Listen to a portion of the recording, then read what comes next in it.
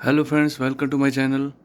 Friends, आप अपने AC के बिजली का बिल कैसे कम कर सकते हैं, उसके लिए मैं कुछ स्टेप्स बताऊंगा, वो आपको फॉलो करने हैं और आपके एसी का बिजली का बिल काफ़ी कम हो जाएगा। पहले मैं बताना चाहता हूँ, देखिए एसी जब भी हम चलाते हैं, आप यहाँ देख पा रहे होंगे, मैंने यहाँ पे 29 का टेम्परेचर सेट किया हुआ है, 29 का टेम्परेचर है और मैं इसको 29 के टेम्परेचर पे ही चलाता हूँ। इसका रीज़न क्या है मैं बताता हूँ।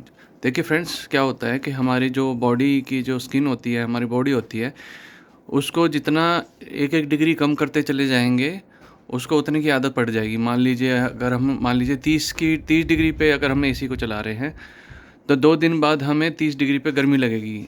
हम 29 पे चला रहे हैं, 28 पे चला रहे हैं, तो हमें कुछ दिनों बाद उसमें गर्मी लगने लग जाएगी।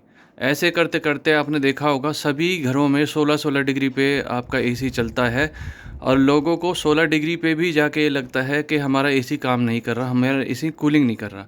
वो एक्चुअली एसी में कमी नहीं होती, वो होती है आपकी जो बॉडी होती है वो ठंड के हिसाब से अडेप्ट कर लेती है। सर्दियों के मौसम में ऐसा ही होता है, हमारी बॉडी ठंड के हिसाब से अडेप्ट कर लेती है।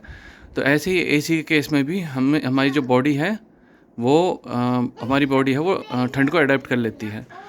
तो देखिए थोड़ी बहुत, जब तक आपको पसीने नहीं आ रहा तब तक तो आपको ठीक है, आपको वो गर्मी नहीं मानी जाती। कई लोग जो है गर्म गोलियां खाते हैं, दवाइयां खाते हैं, तो उसकी वजह से भी गर्मी लगती है।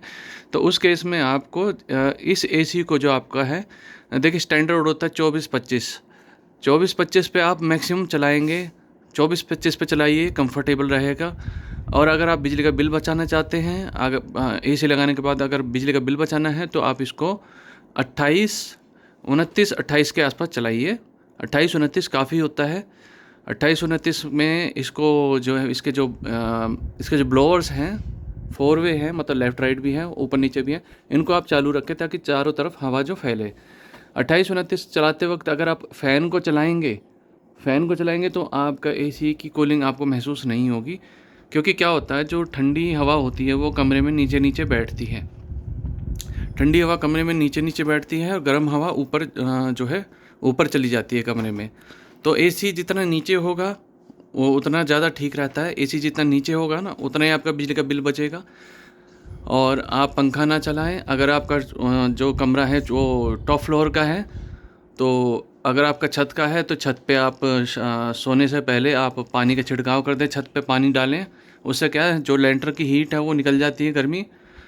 दूसरी चीज़, आप इंसुलेशन, इस तरह की इंसुलेशन, जो दीवार आपकी गर्म होती है उसे इंसुलेशन लगाएं। और जो एसी की कूलिंग होती है, मैंने बताया कि वो आपके नीचे नीचे बैठती है। वो पानी की तरह, जैसे गिलास में पानी ऊपर से पानी डालते हैं और गिलास में भर जाता है, ऊपर से नीचे बैठ जाता है, वो ऐसी एसी की कूलिंग, ठंडी हवा जो होती है वो नेचुरली वो नीचे की तरफ बैठती है। अब आपके नीचे की तरफ बैठ रही है ठंडी हवा, तो आपके नीचे जो है, आपके दरवाज़ों के नीचे जो है गैप होता है। आपको ये देखना है कि आपके दरवाजे के नीचे जो है गैप ना हो। आपके दरवाजे के नीचे गैप होगा तो क्या होगा, सारी ठंडी हवा होगी वो दरवाजे के नीचे से निकल पानी की तरह बहती चली जाएगी। अगर ये पानी की तरह बहती रहेगी तो आपकी जितना भी एसी की कूलिंग है वो सारी कमरे से बाहर चली जाएगी और आपको गर्मी महसूस होगी। तो उस केस में आपको क्या करना है, उस केस में आपको एक ये आती है आपकी डोर स्ट्रिप बोलते हैं, इसको डोर सील बोलते हैं। वो आप अपने दरवाजे के नीचे अच्छे से इंस्टॉल करवाएं कि उसके नीचे गैप ना हो, ठीक है। और दूसरा, कोई भी ऐसी जगह ना हो दरवाजे के या कमरे के अंदर जहाँ से आपकी एयर जो है, हवा जो है बाहर लीक कर सके। तो सारी वो चीज़ कम करनी है हमें। जो है फ़ैन को हम जो है एसी के 29 से 28 पे रख के फ़ैन को ऑटो पे रखें। आपके जो रिमोट है उसमें ऑप्शन होता है, रिमोट के अंदर फ़ैन स्पीड का देखिए 2-3 इसके अंदर ऑप्शन होते हैं।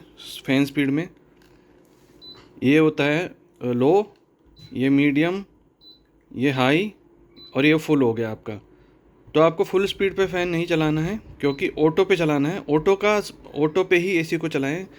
और इसका फ़ायदा ये होता है कि जैसे जैसे अगर मान लीजिए आपका जब तक 29 का टेम्परेचर अचीव नहीं करेगा आपका एसी, तब तक जो फ़ैन जो है वो फुल स्पीड पे चलेगा। जैसे ही 29 के टेम्परेचर के क्लोज पहुंचेगा आपका एसी, 29 रूम टेम्परेचर आपका 29 के आसपास पहुंचेगा, तो ये ऑटोमेटिकली फ़ैन की स्पीड भी कम कर देगा। तो डायरेक्ट आपको ठंडी हवा भी नहीं लगेगी, बिल्कुल एकदम जो ठंडी हवा होती है वो आपको नहीं लगेगी। आपको अपने फ़ैन की स्पीड को ऑटो पे रखना चाहिए। और आप अगर एक मेन चीज़ मैं बताना चाहता हूँ, अगर आपके इलाके में, आपके एरिया में अगर वोल्टेज 220 तक आती है और फ्लक्चुएशन नहीं होती है, तो आप स्टेबलाइज़र मत लगाओ, क्योंकि स्टेबलाइज़र भी खुद भी बिजली खाता है। स्टेबलाइज़र भी खुद भी बिजली जो है यूज़ करता है। उसके अंदर रिले होती है उनको चलाने के लिए। ट्रांसफार्मर में जो करंट जो है आपस में एक कॉइल से दूसरे कॉइल में पास होता है, तो उसमें भी हीट जनरेट होती है।